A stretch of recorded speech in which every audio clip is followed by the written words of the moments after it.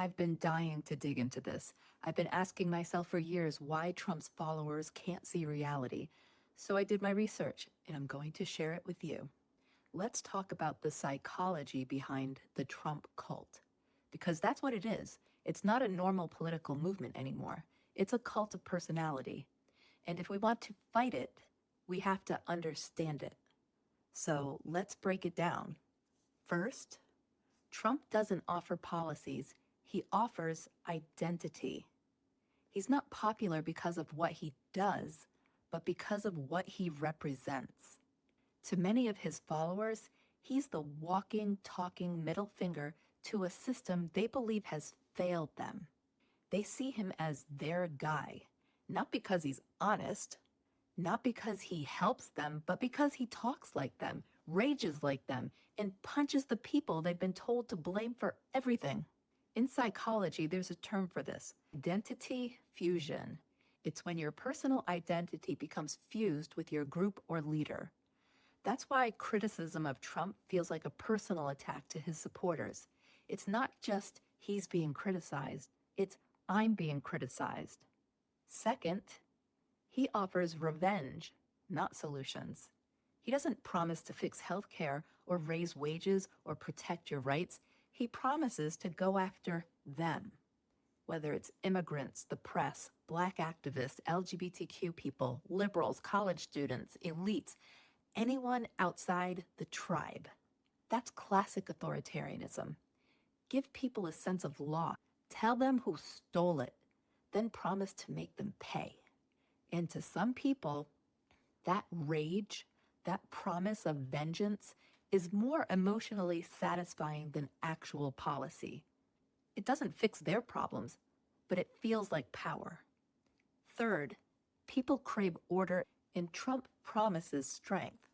When institutions fail, when you don't trust the media, the courts, elections, schools, you start to look for a savior, someone who says, only I can fix it.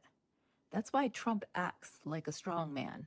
He creates the crisis, then sells himself as the only one tough enough to stop it. He's done that over and over and over again. He's not leading a movement.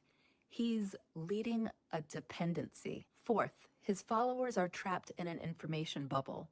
They don't just believe lies, they live inside them.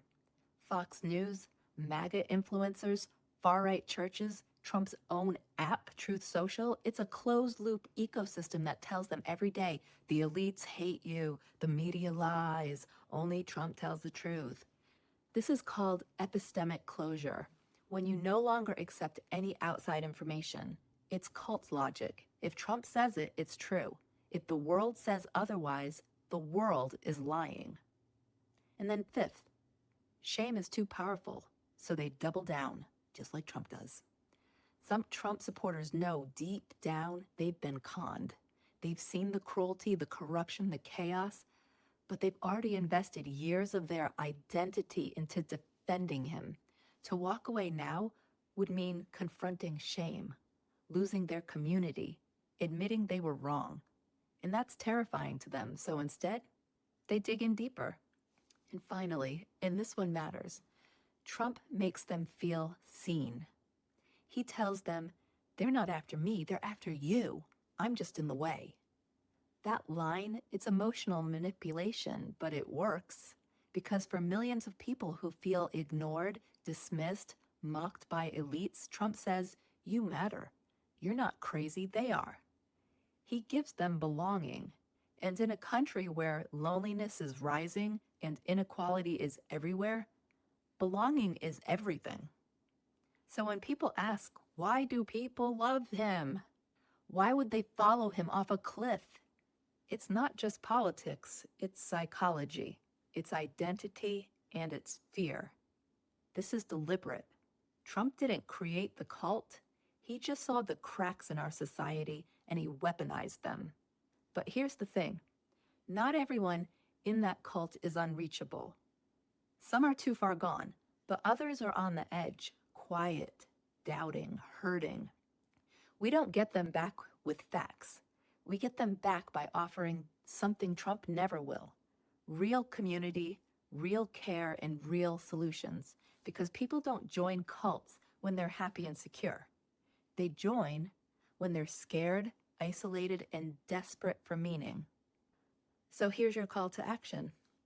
Keep speaking truth, keep exposing the con, and when you can, offer people a way out that doesn't begin with shame, but with dignity. This fight isn't just about defeating Trump. It's about breaking the spell and building something better in its place. That's how we get them in. That's how we get them to abandon him. Let's do it.